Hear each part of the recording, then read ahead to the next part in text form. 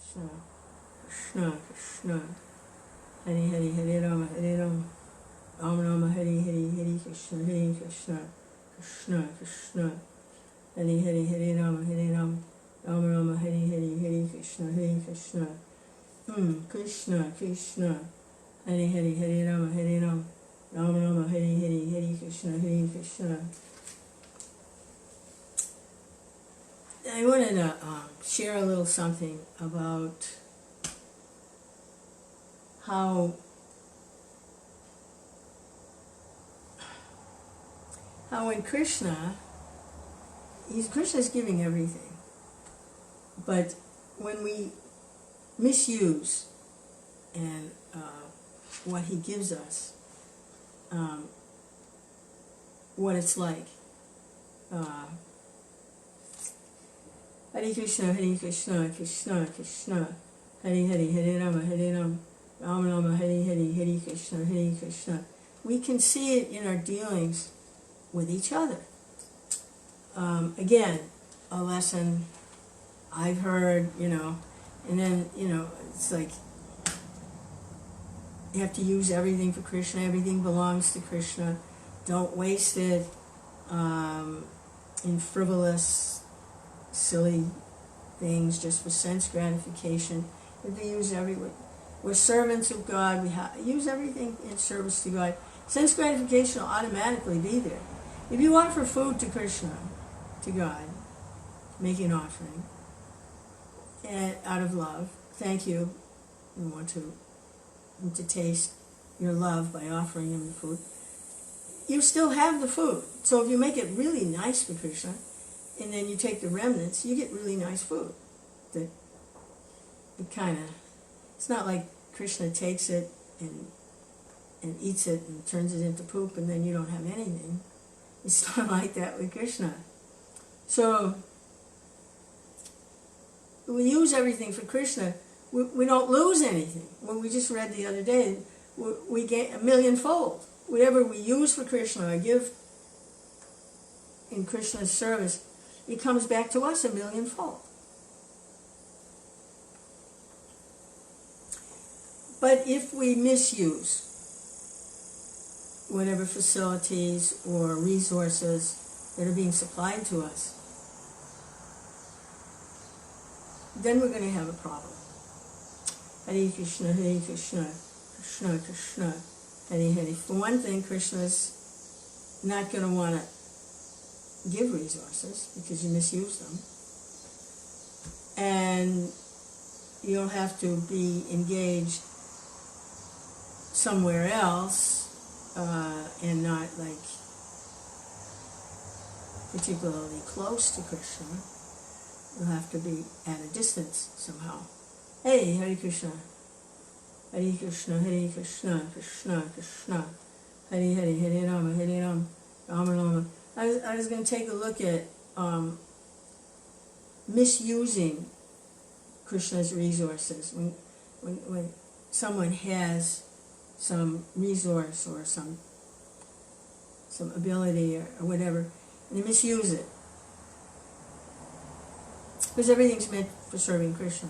And how we were reading the other day, whatever you give to Krishna, you get back 1,000,000-fold, so you don't lose anything. If you offer food to Krishna, it's not like he eats it and then you don't get anything. No, it's you make it really nice for Krishna, then you get really nice food because you eat the remnants of it. But so there's no loss using everything for Krishna. How could there possibly be? You get it back 1,000,000 times. But if we do kind of cut Krishna out of the picture and we just use the resources for our own,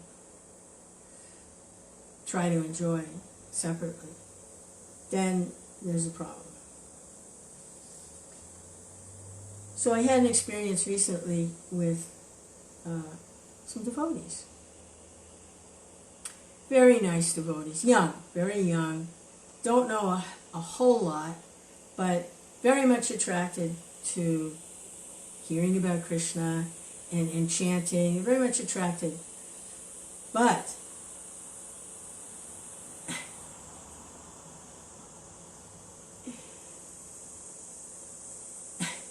This was my experience. That irresponsible. In other words, I offered to let them stay here while they were in transition.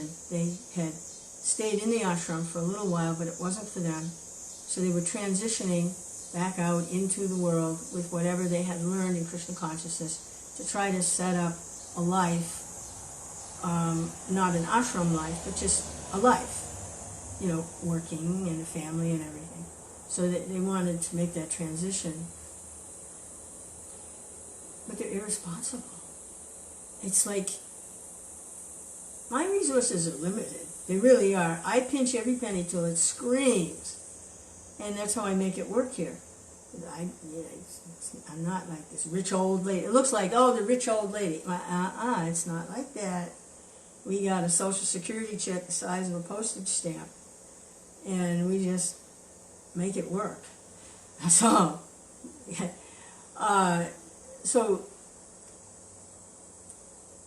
But I did have a little trailer in the back that they could stay. But they're irresponsible. It's like they would leave the air conditioning running when they weren't going to be there for like 2 weeks. Who's going to pay for that? And I went out there the other day. I had to go out and close the window so the squirrels wouldn't get in. The squirrels do a lot of damage. And they've been gone for a couple of weeks now, and there's food all over the place. There's stale cookies on the counter. The refrigerator's running with a Sprite and a stale cookie in there. And I was wondering, why is my electric bill so high? Because I wouldn't go in there ordinarily. There's stuff in there. But I had to go in, and it was very frustrating to see that kind of inconsideration of where things are coming from. In other words, they just didn't make the connection that I got to pay for it. So I'm glad to help. They're getting situated now. They found a place, and they're going to be moving out. But I'm sure there's roaches and who knows what else in there. It was a very clean place before they came in. So now I have to deal with all of that. I got to clean it all out, and I had that extra expense. And so I got angry. And I felt like, what a fool I am for exposing myself to this, But actually, it's a good lesson. And I learned a lot about Kṛṣṇa. If Kṛṣṇa extends something to someone, and then they just squander it like the human form of life. They just use it for, who cares, I don't know where I got it from. I'm just going to enjoy it. I'm just going to squander it.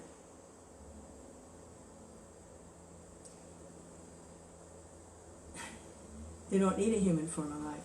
So I've asked this couple now to please, they have a place, take your stuff and, very nicely. I don't want to hurt them. They're very, immature, But just, no, you've got a place of crazy now. When they come and get your stuff. And if you could take the roaches with you too, that would be really nice. But I think they've moved in. But anyway, so I was angry. Hare Krishna. But not uncontrolled anger. I think it was okay to feel angry that, they were so inconsiderate. Leave appliances running and they're not there, and it's like 110 degrees and refrigerators keeping a Sprite cold, and I have to pay for it? So it's like, oh, okay. So Kṛṣṇa is not particularly happy with the jivas when they do that. But he still supplies anyway. He supplies anyway. But depending on how bad it is, it depends on what he's going to supply. He's not going to give, like first class to squanderers. You'll get something, maybe a giraffe's body or a turtle or something, You'll get one of those. So you're not going to get a nice human body so that you can just waste it. Hare Krishna, Hare Krishna, Krishna Krishna, Hare Hare, Hare Rama, Hare Rama, Rama Rama, Hare Hare. But I actually was in kind of shock that people could be so inconsiderate. And to your face, like, oh, hi. It's like a dog, How's the dog? Yeah, he's going to get a cookie, yeah. And then he goes in the corner and he licks his behind, So.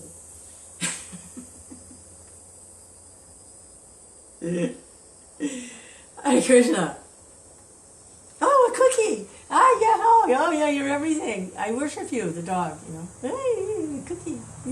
He gets the cookie. And then he goes in the corner and he licks his behind.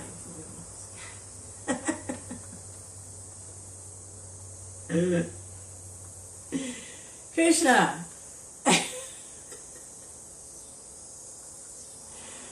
Hare Krishna, Hare Krishna. So, human life is a life of responsibility. To see where everything's coming from, not to waste it, and to learn how to engage in serving Krishna. So that's another one I had to learn the hard way, because I've been hearing this for 50 years, right? And it's in one ear, not the other. So now I have to go through it. And I've actually gone through this more than once now. It's about the 4th time I've gone through this. I finally get it. And he said, somewhere between 3rd and 4th intelligence. Hare Krishna, Hare Krishna, Krishna Krishna, Hare Hare, Hare Rama, Hare Rama. Okay, Lance, he's got a comment. What's he got to say? He's saying, same here, Mina, too. I'm paying for everyone's irresponsibility.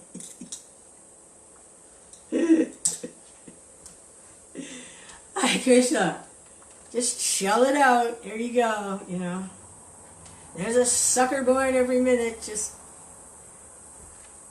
keep sucking on me, Sucker. Ooh, a cookie, I'm your friend, Hare Krishna, Hare Krishna. Yes, I see how much, but the Prabhupada said, he said, like in family life, he said generally, the father, the husband, he works very hard. Things are a little messed up now because the woman also works, but generally, the husband, he's the provider. He goes out, he works very hard. He comes back, and everybody takes all his money, and he's like, oh, see how much they love me? And they take all his money, all his hard work, and they take his money.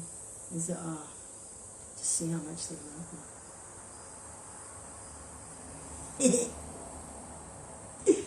Hare Krishna, Hare Krishna, Krishna Krishna, Hare Hare, Hare Rama, Hare Rama, Rama Rama, Hare Hare.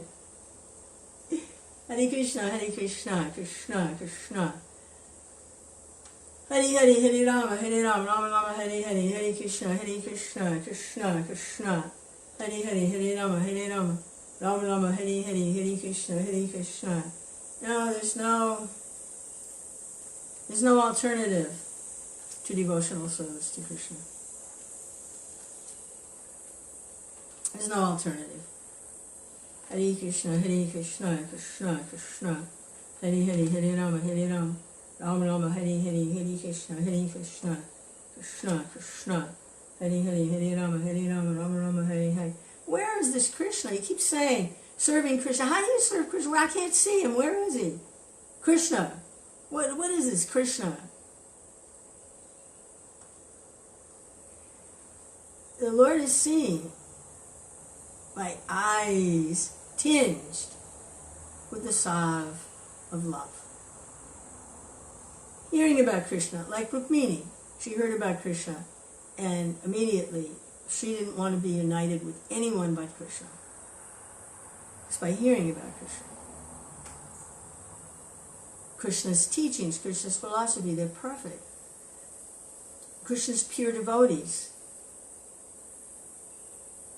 When you see a devotee of Krishna, it's like seeing Krishna. Is it representative?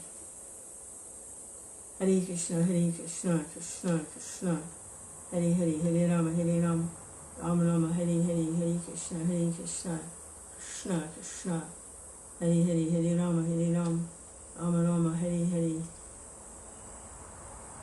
And he's so kind, he manifests the deity form in the temple.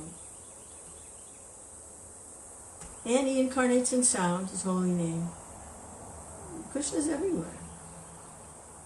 We have the eyes to see Krishna. Hare Krishna, Hare Krishna, Krishna Krishna, Hare Hare, Hare Rama, Hare Rama, Rama Rama, Hare Hare. The ears to hear Krishna. The tongue to taste Krishna, food offered to Krishna. The nose to smell Krishna, flowers and incense offered to Krishna. Hare Krishna, Hare Krishna, Krishna Krishna, Hare Hare, Hare Rama, Hare Rama, Rama Rama, Hare Hare, Hare Krishna, Krishna Krishna, Hare Hare, Hare Rama, Hare Rama, Rama Rama, Hare Hare, Hare Krishna, Krishna Krishna, Hare Hare, Hare Rama, Hare Rama, Rama Rama, Hare Hare. So I wish these kids well, but I'm really glad they're leaving. It's time. It's time.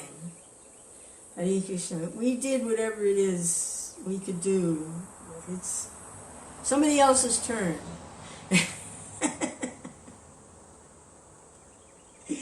Hare Krishna, Hare Krishna, Krishna Krishna, Hare Hare, Hare Rama, Hare Rama, Rama Rama, Hare Hare, Hare Krishna, Krishna Krishna, Hare Hare, Hare Rama, Hare Rama, Rama Rama, Hare Hare. I want to read a little something. I don't know if I want to read Krishna book or Lord Krishna and Balarāma meet the inhabitants of Vṛndāvana.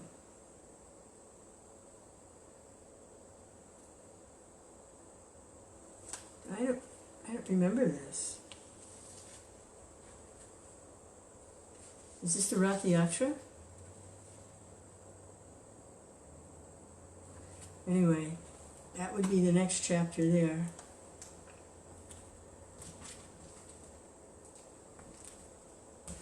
Or to continue on about lust, anger, greed, and how they block the intelligence. I just do want to read one little verse here about that. And this is from the Upadeshamrita, Nectar of Instruction. And it's not like I haven't read this verse, I don't know how many hundreds of times, if not thousands. But now, having more of a in the present moment kind of experiences with this, I want to look at this verse again, and it makes more sense. It's text 1.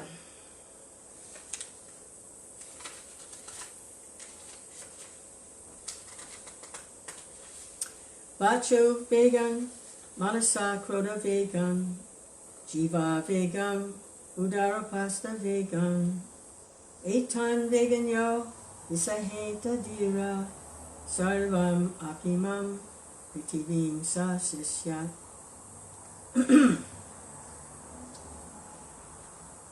A sober person who can tolerate the urge to speak, the mind's demands, the actions of anger, and the urges of the tongue, belly, and genitals, is qualified to make disciples all over the world.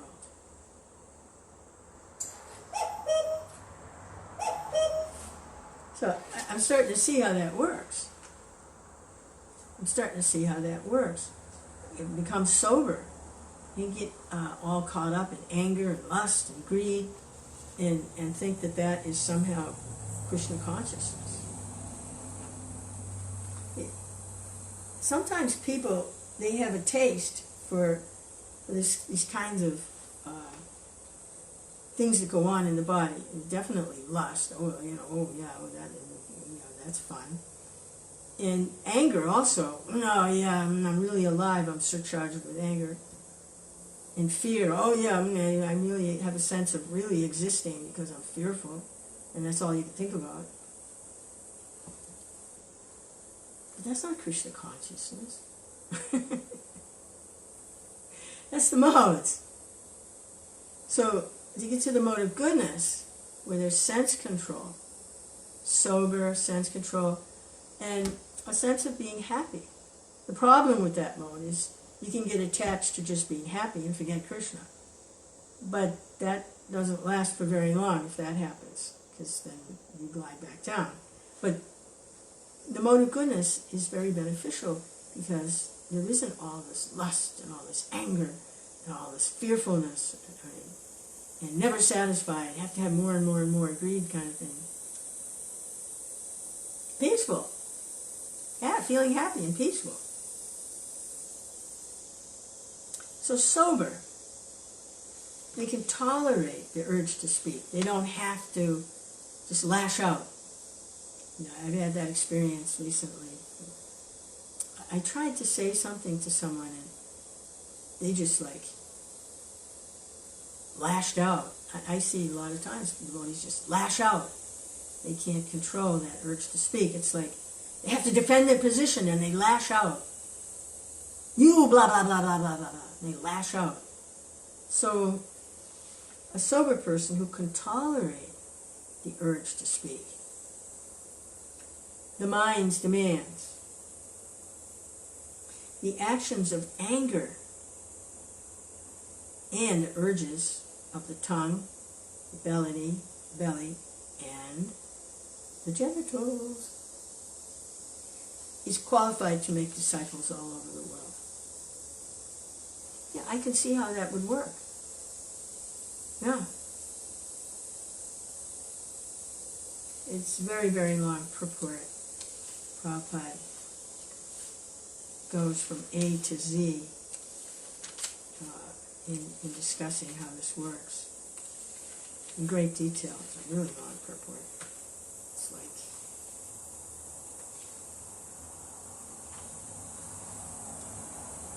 12 pages. Hare Krishna, Krishna, Krishna. But I did want to read that. And let's go to Vṛndāvana. How about that? Lord Kṛṣṇa and Balarāma are going to meet the inhabitants of Vṛndāvana. Hey, Vipin, Hare Krishna.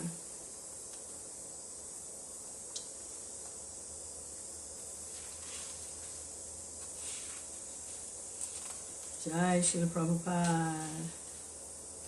Jai Śrīla Prabhupada. Jai Śrīla Prabhupada. Krishna. Jai. Where's that little song? Here it is. Krishna, Krishna, Krishna, Krishna, Krishna, Krishna, Krishna, He. Krishna, Krishna, Krishna, Krishna, Krishna, Krishna, Krishna, He. Krishna, Krishna, Krishna, Krishna, Krishna, Krishna, Rakshamam.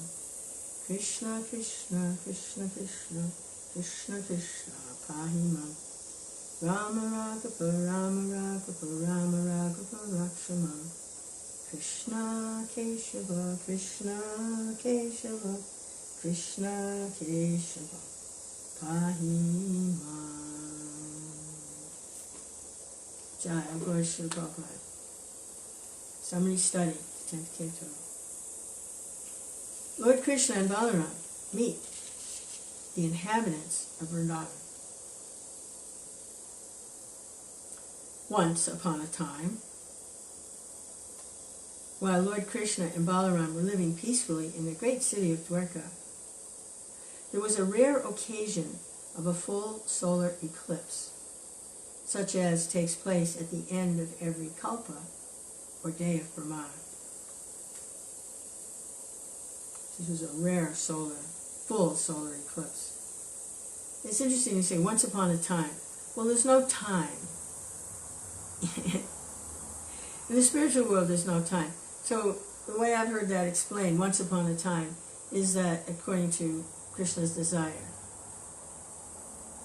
When he desired such a thing, that was the once upon a time. Once upon a time, it means Krishna desired this. So, once upon a time.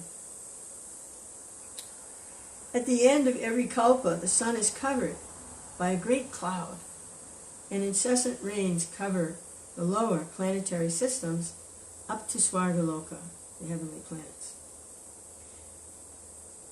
That's at the end of every kalpa.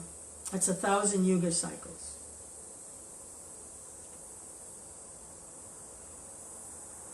I think that's when Lord Brahma goes to sleep. Isn't that when Lord Brahma takes rest? He fills up with water. By astronomical calculation, people were informed about this great eclipse prior to its taking place, and therefore everyone, both men and women, decided to assemble at the holy place of Kurukshetra, known as Samanta Panchika. The Samanta Panchika pilgrimage site is celebrated because Lord Parashuram performed great sacrifices there, having killed all the Kshatriyas in the world 21 times. Lord Parashuram killed all the Kshatriyas, and their accumulated blood flowed like a stream.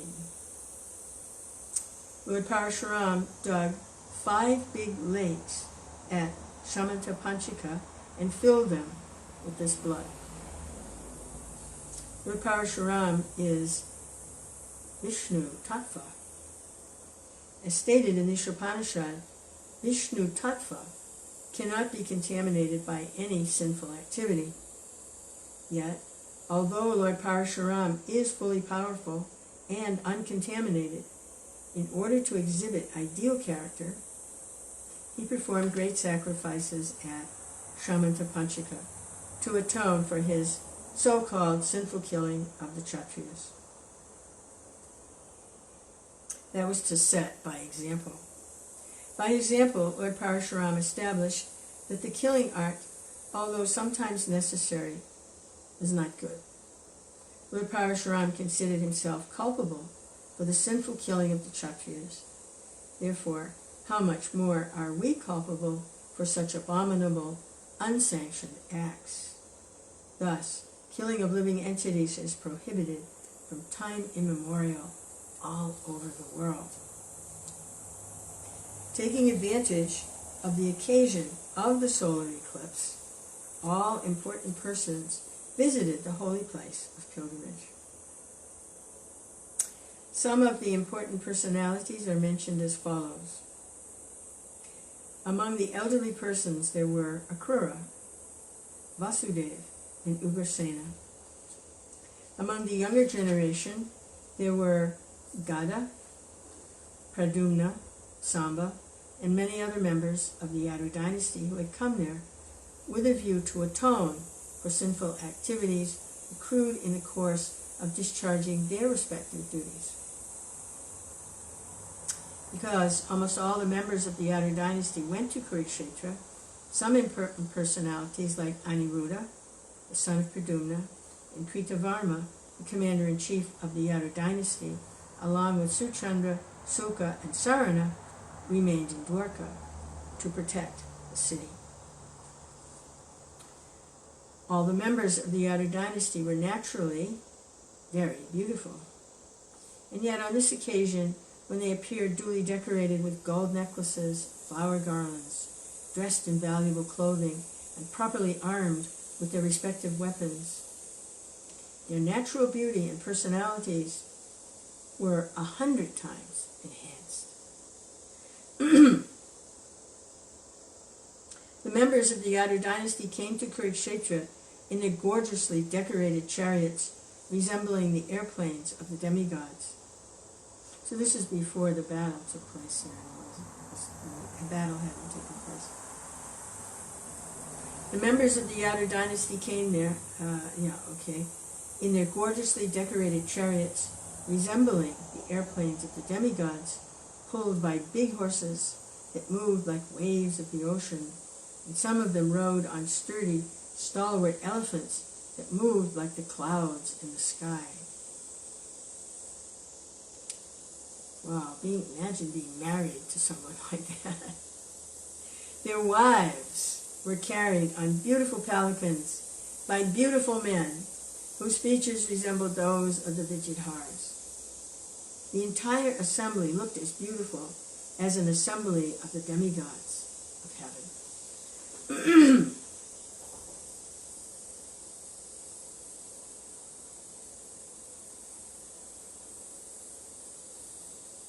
After arriving in Kṛṣṇa, the members of the Yadu dynasty took their baths ceremoniously, with self-control as enjoined in the Shastras, and they observed fasting for the whole period of the eclipse in order to nullify the reactions of their sinful activities.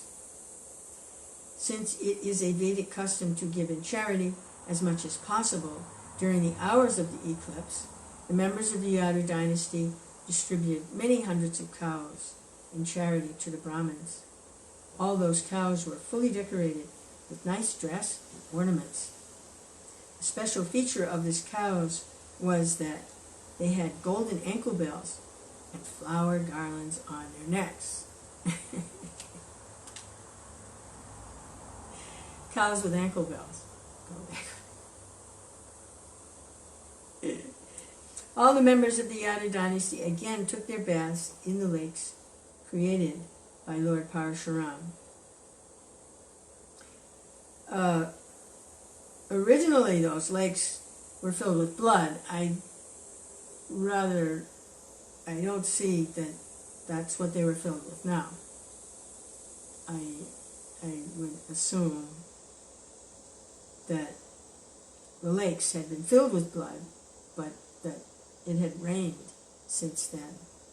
That's when I don't think they were bathing in blood of Kshatriyas. It is the lakes. I don't know.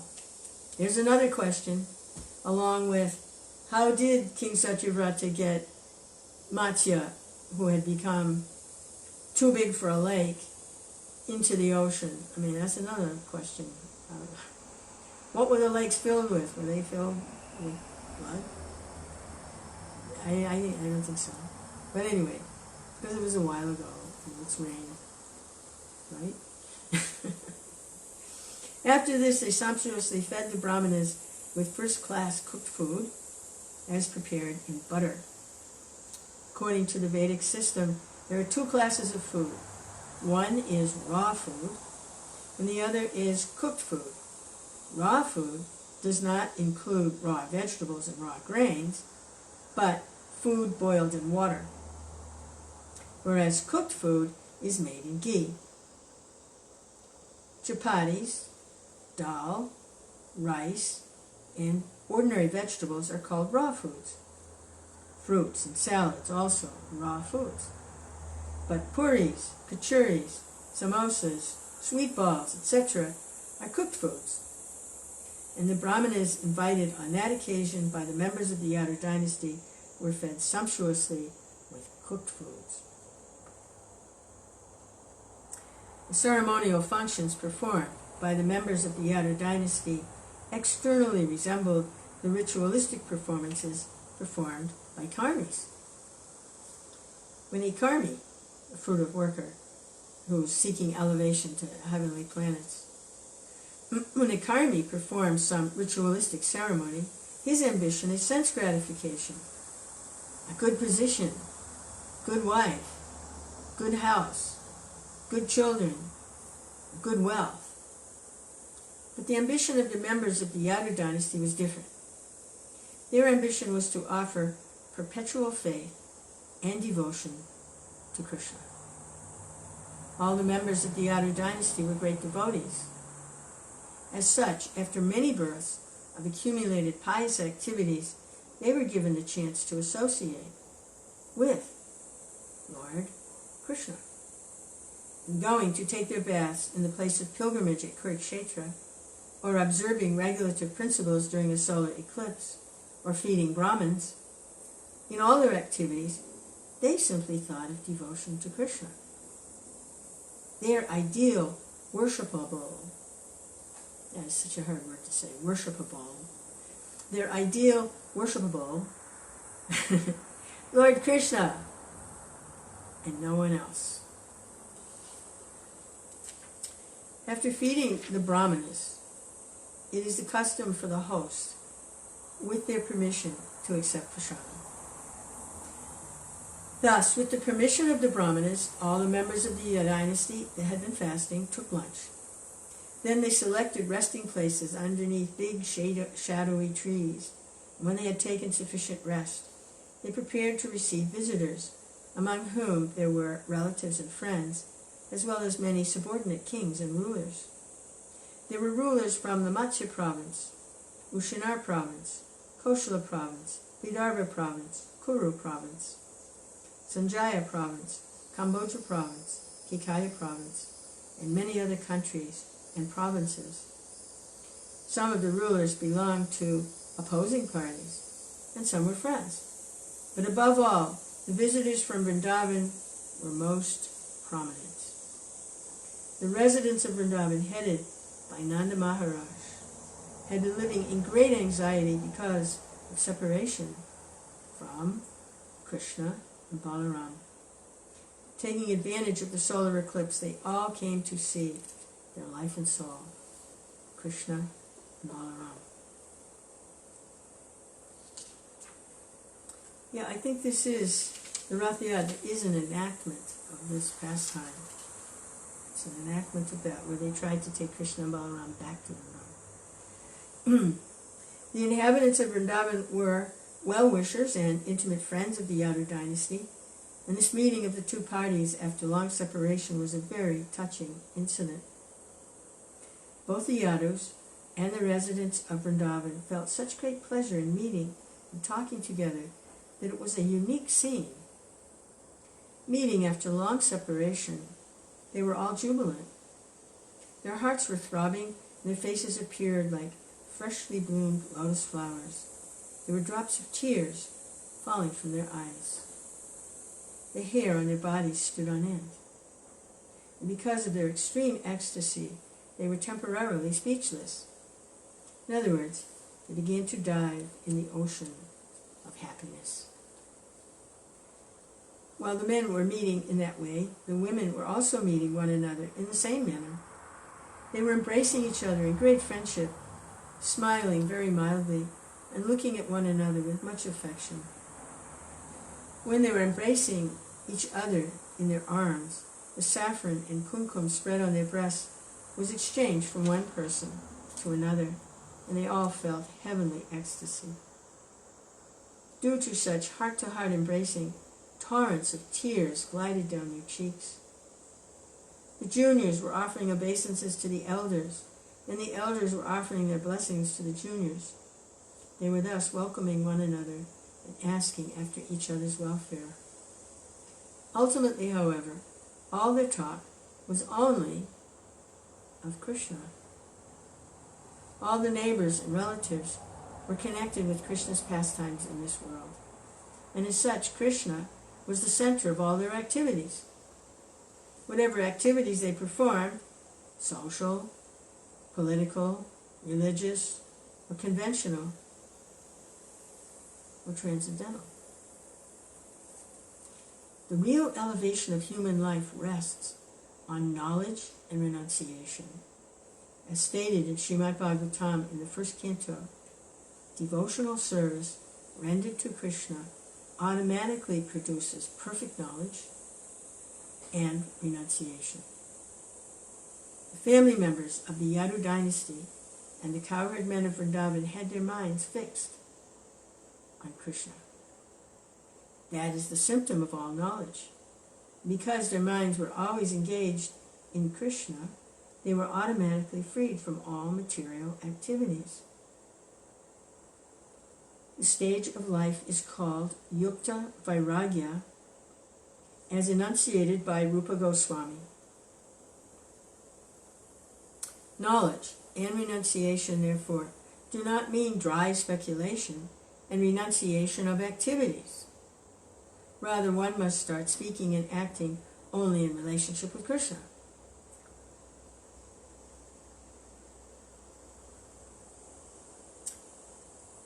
The stage of life automatically freed from material activities, because their minds are always engaged in Krishna, is called Yukta Vairagya. It's knowledge and renunciation. But the renunciation isn't that you don't do anything because you renounced. The renunciation is you're not attached in a material way to anything, but everything that you're doing is for Krishna. And then knowledge and renunciation is automatically there.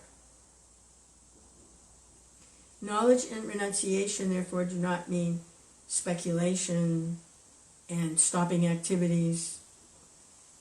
Rather, one must start speaking and acting only in relationship with Krishna. In this meeting at Kurukshetra, Kunti Devi and Vasudeva, who were sister and brother. Kunti is the mother of the Pandavas, and Vasudeva is the father of Krishna and Balarāma, and they're brother and sister. They met after a long period of separation, along with their respective sons and daughters-in-law, wives, children, and other family members.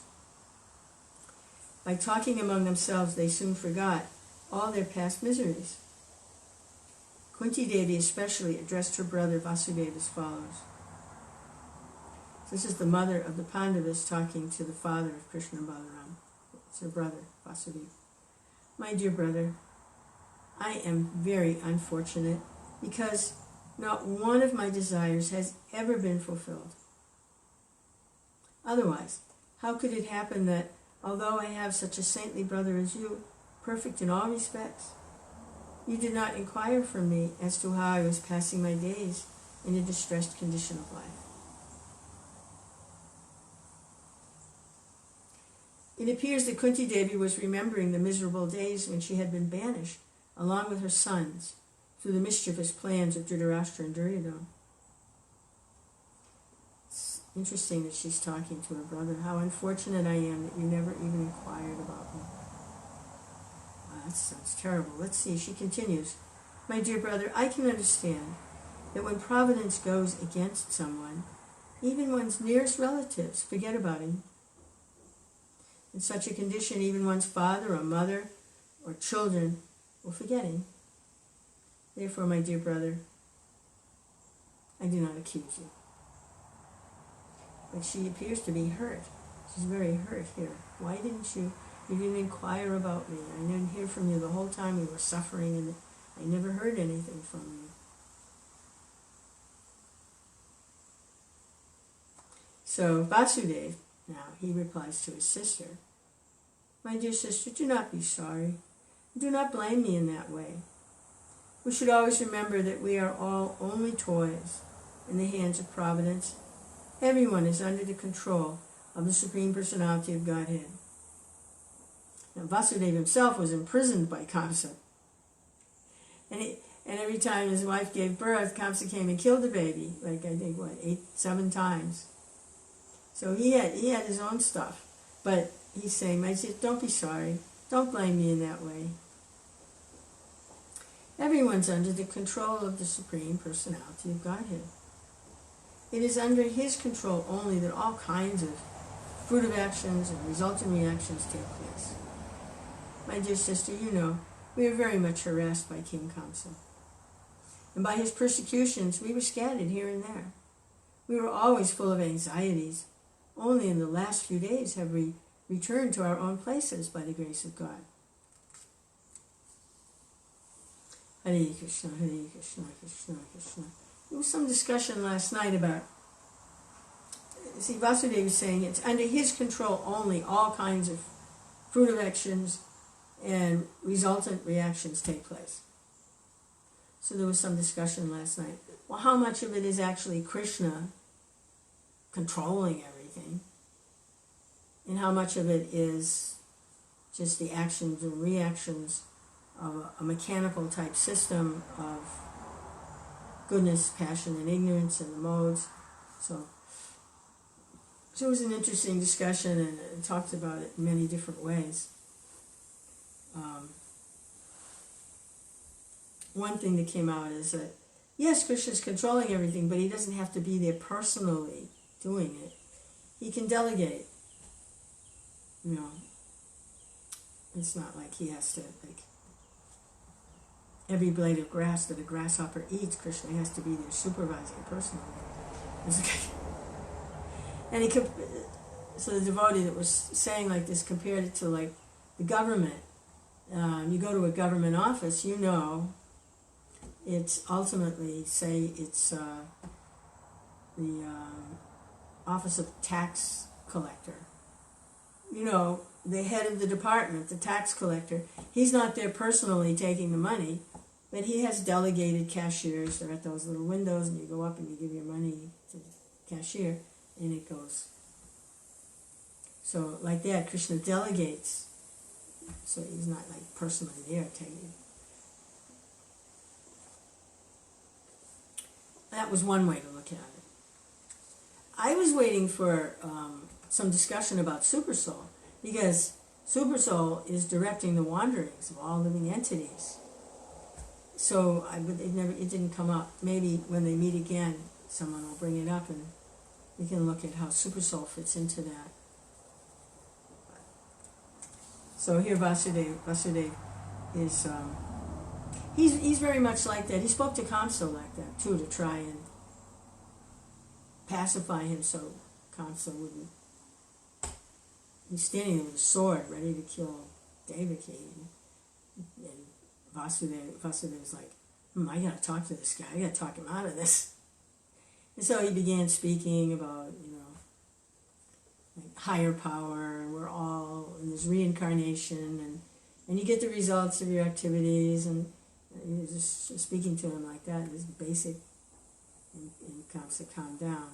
And, all right, but bring me the child. Every time a child is born, you have to bring the child, because of this prophecy.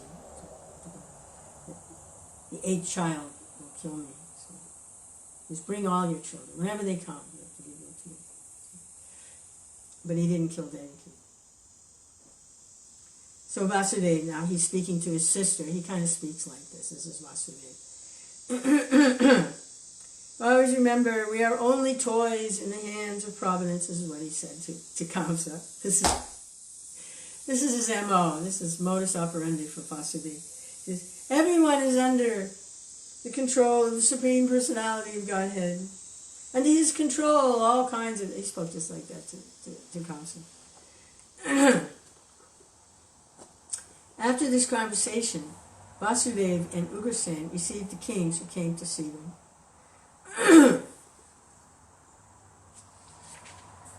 This is several pages more. I think I'm going to stop there. And I picked a lot of sweet potato leaves early this morning while they were still fresh and hadn't been wilted by the sun. And I was going to bring some bags of sweet potato leaves to some devotees that showed some interest in using them in their cooking. So we'll probably go and do that now. Hare Krishna, Hare Krishna, Krishna Krishna, Hare Hare, Hare Rama, Hare Rama, Rama Rama, Hare Hare.